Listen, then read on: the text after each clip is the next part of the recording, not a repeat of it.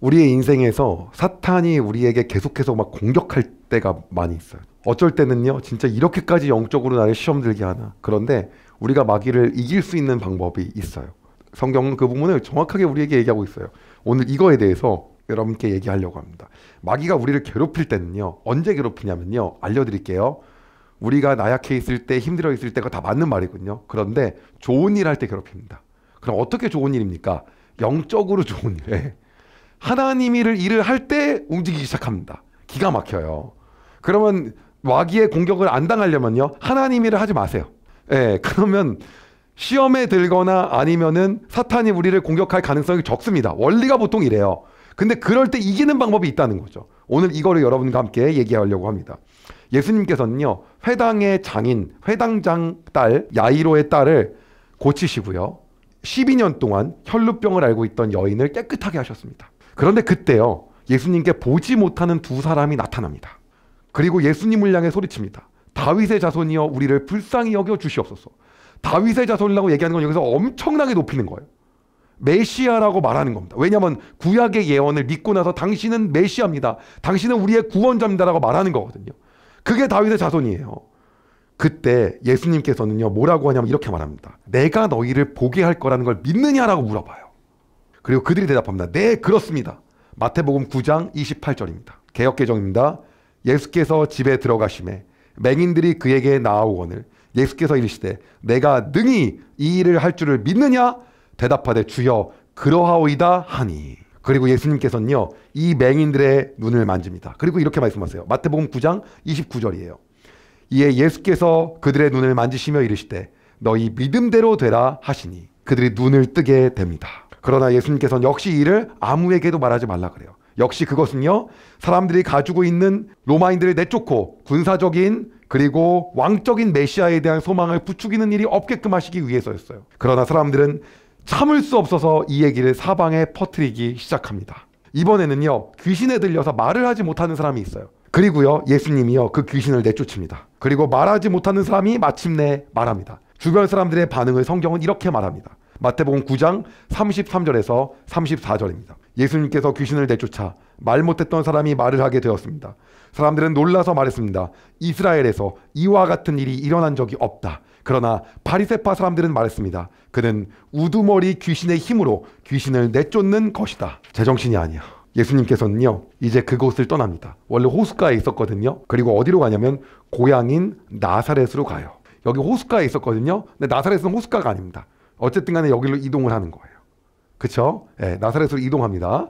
그리고 이동을 한 다음에 어떻게 하냐면요, 회당에서 이제 또 가르쳐요. 그런데 이곳에 문제 있습니다. 나사렛의 문제는 뭐냐면 저자는 목수의 아들이라는 거예요. 목수의 아들이지 어떻게 저자가 사람을 가르치냐. 그럼에도 불구하고 회당의 사람들을 가르칩니다. 그때 반응과 상황을 성경은 이렇게 말하고 있습니다. 마가복음 6장 2절에서 3절이에요. 안식일이 되자 예수님께서 회당에서 가르치기 시작하셨습니다. 많은 사람들이 예수님의 말씀을 듣고 놀라워하며 말했습니다. 이 사람이 어디서 이런 것을 얻었을까? 이 사람에게 있는 지혜는 어떤 것인가? 이 사람이 손으로 일으키는 기적은 어떤 것인가? 그는 목수가 아니냐? 그는 마리아의 아들이고 야고보, 요새, 유다 그리고 시몬의 형이 아니냐? 그의 누이들도 우리와 함께 있지 아니하냐? 그러면서 사람들은 예수님을 배척했습니다. 나머지는 육적인 관계로 나온 자손들이고 예수님은 성령으로 잉태했는데 모르는 거죠. 예수님이 안식일에 회당에서 가르치니까. 왜? 안식일엔 예배를 드렸거든요. 그때 예수님의 팬덤들이 있는 거예요. 따라가는 사람들이요. 그리고 거기서 이제 이야기를 듣기 시작하는 겁니다. 근데 저자가 어떻게 저럴 수 있냐는 거죠. 옆에서 자란 누구 아니었어? 요즘도 그러잖아요. 저도요, 고향 가면 그런 소리 듣거든요. 쟤 누구 아니야? 그것처럼 마찬가지인 거예요. 제가 누가 이런 얘기 하잖아요. 이거예요, 그냥요. 그러자 예수님께서 그들에게 말씀하십니다. 마가복음 6장 4절입니다. 예수님께서 그들에게 예언자가 고향과 친척과 자기 집을 제외하면 어느 곳에서나 존경을 받는다라고 말씀하셨습니다. 즉 고향에서는 예언자가 배척받는다는 거죠. 그리고 예수님은요, 이러한 상황에서도 전혀 좌절하지 않으시고 환자들에게 손을 얹고 그들을 고쳐주시고요, 마을을 두루다니면서 계속해서 가르칩니다. 예수님이 하신 일은요, 가르치고 고치시고 귀신을 내쫓고 복음을 전하는 일이었어요. 그리고 예수님께서는요, 본인의 12 제자들에게도요, 똑같이 능력과 권세를 줍니다. 너희들도 이렇게 할 수 있다. 너희들도 이제는 이렇게 할 수 있다. 그리고 예수님께서 이렇게 말씀하십니다. 누가복음 9장 3절에서 5절입니다. 예수님께서 말씀하셨습니다. 여행을 위해 아무것도 챙기지 마라. 지팡이나 가방이나 또는 빵이나 돈이나 챙기지 마라. 옷도 두 벌을 준비하지 마라. 능력을 주고 이제 파송을 보내는 거죠. 니네 한번 갔다 와봐라. 너희도 나처럼 할 수 있다. 그리고 아무것도 챙기지 말라는 거예요. 그리고 얘기하십니다. 어느 집에 들어가든지 떠날 때까지 그 집에 머물러라. 만일 너희를 받아들이지 않으면 그 마을에서 나올 때 내 발에서 먼지를 털어버려라. 이것이 그들에게 경고하는 증거가 될 것이다. 예수님께서요, 하나님께서 주시는 것 외에는요, 어떠한 것도 의지하지 말라는 법을 가르치시기 위해서 아무것도 가져가지 말라고 한 거예요. 그리고요, 복음을 듣는 사람 또한 이들을 영접함으로써 예수 그리스도를 영접할 기회를 주는 거였습니다. 그러나 만약에 이들이 복음을 받아들이지 않는다면 발에서 먼지를 털어버려라. 이 말은 어떤 얘기냐면요, 복음을 거절하는 자는 공동체 밖으로 있는 것으로 간주하겠다라는 거죠. 그 말은 뭡니까? 심판받을 거다라는 거예요. 심판받을 거다. 그 말을 딱 한 겁니다. 그래서요, 제자들이 온 마을을 다니면서요, 복음을 전하고 병자들을 고칩니다. 그 무렵 이제는요, 예수님에 대한 소문이 너무너무 많이 퍼지기 시작합니다. 성경은 이 부분을 이렇게 얘기합니다. 마가복음 6장 14절에서 15절입니다. 예수님의 이름이 널리 알려져서 헤롯 왕도 예수님의 소문을 들었습니다. 사람들은 세례자 요한이 죽은 사람들 가운데서 살아난 거야. 그러니까 이런 기적이 그분에서 나오는 거야 하고 말했습니다. 어떤 사람들은 이렇게도 말했습니다. 그분은 엘리야다. 또 다른 사람들은 그분은 옛날에 있었던 예언자와 똑같은 예언자야 라고 말했습니다. 즉 선지자가 온 거다 라고 말한 거예요. 그러니까 이슬람에서는 예수님을 어떻게 봅니까? 선지자로 보는 거죠. 그리고 대부분의 예수님을 하나님의 아들로 인정하지 않는 데에서는 선지자로 보는 경우가 많아요. 이사야, 엘리야급으로 보는 거죠. 그런데 그러니까 이들이 이렇게 기껏 보는 게 여기까지 보는 거예요. 그럴 거야. 아니면 세례자 요한이 분명히 뭐 한 거야? 살아난 거야. 근데 그 무렵의 시대 배경을 여러분이 알아야 됩니다. 어떻게 알아야 되냐면 그 당시에 갈릴리를 통치하고 있었던 왕은 분봉왕 헤롯 안디바였어요. 우리가 중간사에서 다 배운 거였거든요. 중간사에서 헤롯 안디바가 다스리고 있었는데요. 그때 여러분이 아는 것처럼 헤롯 안디바가 세례 요한을 옥에 가둡니다. 그러니까 왜 가뒀냐? 이유가 있죠. 잠깐만 저하고 표를 다시 보겠습니다. 여기 보시는 것처럼요, 헤롯 안디바는 누구냐면 바로 이 사람입니다. 제가 복습을 한 번 더 시켜드리면요, 이 헤롯 대왕이요, 유아학살에 명한 왕이에요. 유아학살에 명하고 뭐합니까? 죽지요. 여기가 다 뭡니까? 헤롯 대왕의 아내들이에요.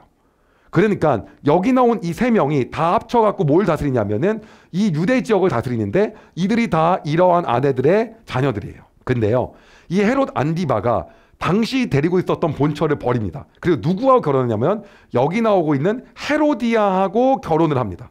근데 이게 문제가 뭐였냐면 여기 나오고 있는 원래 빌립 1세하고 결혼한 상태였는데 여기하고 파혼을 하는 거예요. 왜냐? 빌립 1세가 능력이 없었다는 거죠. 빌립 1세는 그럼 뭐냐면 이복 동생이었어요. 여기가 먼저지만 나이는 어려요. 이 이복 동생을 뭐하고 버리고 그런 다음에 여기로 온 거예요. 여기도 본처가 있었는데 본처를 버리고 둘이 만난 거예요. 그럼 이유가 뭐냐? 여러분 아는 것처럼 여기 나온 마리암네가 하스몬 왕가예요. 즉 마카비 혁명을 통한 하스몬 왕가의 왕족의 피가 흐릅니다. 그러니까 분명히 유대인들의 환심을 살려면 어떻게 해야 됩니까? 유대 출신이어야 된다 라고 하니까 적어도 아내를 유대 출신으로 맞이하면 그 환심과 정당성을 쌓기 위해서 여기랑 결혼해야 되는데 여기는 어머니고 뭐 한참 어리잖아요. 근데 여기 자녀가 있습니다. 그리고 이 자녀의 자녀니까 뭐가 흐릅니까? 마카비 왕조의 피가 흐른다고 생각하는 거예요. 그래서 여기하고 뭐 하는 거예요? 결혼을 합니다. 근데 문제는요, 어떤 게 있었냐면 이 헤로디아하고 이미 빌립 1세, 다시 말하면 원래 전 남편인 빌립 1세 사이에서 나왔던 살로메가 있었어요. 여긴 헤롯 안디바의 딸이 아니에요. 둘 사이예요. 그런데 여기를 버리면서 헤로디아하고 살로메가 싹 같이 안디바한테 온 거예요. 그래서 딸이 된 거죠. 그쵸? 예, 여기가 이렇게 오게 되면서. 그런데 문제는 어떤 거냐면 이때 감옥에 가뒀는데요. 계속 세례 요한이 이게 잘못된 거라고 얘기합니다. 잘못됐으니까 잘못됐다고 얘기하지. 그런데 이거를 갖다가 듣지 않고 나서 뭐냐면 세례 요한을 죽이고 싶었는데 세례 요한이 인기가 너무 많은 거예요. 사람들이 너무 좋아하니까 죽일 수가 없잖아요. 근데 그게 뭐냐? 근데 어느 때가 왔냐면 헤롯 안디바의 생일이 왔는데 생일 때 이 살로메가 춤을 춥니다. 춤을 춰면서 뭐라고 하냐면 너무 기뻐서 안디바가 관료 대신들이 다 있는 앞에서 뭐라고 하냐면 소원을 들어주겠다고 합니다. 그리고 살로메가 졸졸졸 쫓아가서 엄마 소원이 뭐야? 그러니까 세례 요한의 목을 가져오는 거야. 제 입을 다물게 해야겠다. 그래서 너무 많은 사람들 앞에서 장담을 해버려서 껄쩍지근함에도 불구하고 그 말을 들어줍니다. 그래서 그때 세례 요한의 목을 갖고 와요. 그렇게 세례 요한을 죽인 사건이 있었던 거예요. 그런데 문제가 뭐냐면 이거죠. 죽이면 안 되는 사람을 죽인 거죠. 그러니까 지금 이 예수라는 사람은 세례 요한이 부활한 거다. 그러지 않으면 저런 기적을 일으킬 리가 없다 라고 하는 생각을 하게 되었던 겁니다. 이게 시대적인 배경이에요. 당시 요한이 생각했던 부분을 성경은 이렇게 말합니다. 마가복음 6장 18절이에요. 세례 요한은 헤롯에게 자기 동생의 아내를 자기 아내로 삼는 것은 옳지 않다. 즉 빌립 1세의 아내인 헤로디아를 당신의 지금 아내로 삼는 건 옳지 않습니다 라고 말하곤 했다는 거예요. 이게 마음에 안 들었던 거죠. 그렇기 때문에 헤롯의 신하들은요 이렇게 말할 수밖에 없었던 거예요. 방금 설명한 거지만 마태복음 14장 2절입니다. 신하들에게 말했습니다. 이 사람은 세례자 요한이다. 그가 죽었다가 다시 살아난 것이 틀림없어. 그 사람에게서 기적이 나타난 것도 바로 이 때문일 거야 라는 거예요. 여러분 뭡니까? 헤롯 안디바가 했던 것은요 전부 다 뭐가 한 거예요? 이 헤로디아, 헤롯 안디바, 살로메가 했던 모든 거는요 다 사탄의 역사인 거예요. 괴롭히고 어떻게든 복음이 끊어지게 하고 전달되지 못하게 하고 그런 일이 있다라고 하는 거예요. 지금도 어떤 거냐면 항상 마귀가 역사하는 곳은 어떤 거냐면 하나님이 일하는 곳이란 말이에요. 하나님의 일을 하는 곳에서 그런 일이 일어나는 거예요. 복음이 선포되는 곳, 그리고 하나님의 권위가 세워져야 되는 곳, 이러한 현장에서 계속해서 뭐냐면요 이거 아니야, 이건 이렇게 해서 할 수 없어 라는 걸 계속해서 말하고 있는 거죠. 그게 뭐예요? 마귀가 역사하는 거예요. 그런데 그걸 이기는 방법이 있습니다. 이기는 방법이 어떤 거냐면 끝까지 순수하게 뭘로 밀어붙이면 되냐면요 복음으로 끝까지 가는 겁니다. 복음을 갖다가 뭐 하지 않는 게 이기는 거냐? 중단하지 않는 거예요. 이게 그냥 이기는 방법인 거예요. 왜? 복음에는 권세가 있거든요. 어떤 권세요? 예수 그리스도의 권세가 그 안에 있는 거예요. 그래서 계속해서 얘기하는 거죠. 우리가 교회를 열심히 다니면 문제가 생기는 거죠. 그래야 마귀가 역사를 하는 겁니다. 우리가 신앙생활을 열심히 하고 하나님 앞에 온전히 나가려고 할 때 역사하는 거거든요. 그렇기 때문에 우리한테 물은 거죠. 요즘 시대에 누가 예수를 믿냐? 누가 그렇게 요새 교회를 열심히 다니냐? 예수님이 있냐? 뭐 이러한 얘기들이 별의별 핍박이 있을 수 있고 말도 안 되는 소리가 있을 수 있죠. 그러나 여러분 예수님은 승리하신 분입니다. 그래서 우리가 이거에 이기는 방법은 뭐냐면 복음을 중단하지 않고 끝까지 예수 그리스도를 전하는 겁니다. 그것이 우리가 마귀를 이길 수 있는 방법이라는 거예요. 왜냐? 복음의 능력에 권세가 있고 그건 우리가 하는 게 아니라 주가 하시기 때문이라는 거예요. 저는 굉장히 놀라운 것들을 많이 경험을 했습니다. 그건 어떤 거냐면 어떻게 하면 많은 사람들에게 복음을 전할 수 있을까? 복음을 어떻게 해야지 될까? 그러면서 우리가 요새 많은 논의들을 합니다. 어떻게 하면 좀 더 아이들에게 세련되게 복음을 전할 수가 있을까? 어떻게 할 수 있을까? 그런데요 제가 친구 초청 잔치 이런 데 강사를 많이 가잖아요. 근데 그럴 때마다 제가 느끼게 된 게 있어요. 어떤 걸 느끼냐면요 가서요 앞에 어떠한 뭐 댄스도 하고 모도 하고 어떤 행사를 많이 하잖아요. 그리고 제가 올라가잖아요. 그러면요 복음을 전해도 이게 먹히지가 않아요. 어떤 거냐면 이미요 그거에 관심이 별로 없어요. 그런데 새신자들이 잔뜩 왔는데 앞에 뜨겁게 찬양을 해. 막 찬양해. 그리고 올라가잖아요. 그러면 말씀이 들어가기 시작해요. 여러분 찬양은 전부 다 말씀이잖아요. 우리가 여러 가지 행사들을 준비하고 각종 여러 가지 것들을 준비합니다. 그러나 여러분 가장 파워가 있는 게 뭔지 아십니까? 그게 예배예요. 그래서 제가 올라갔을 때 가장 좋은 데가 어디냐면 찬양하고 나서 올라가는 곳이에요. 제발 앞에서 다른 행사 하고 나서 올려보내지 않았으면 좋겠어. 이거 하고 저거 하고 저거 하고 현승원 강사님은 소개합니다 좀 안 했으면 좋겠어. 제발 앞에 주의 보혈 능력이 또다 그의 피 믿고 이거 하고 해.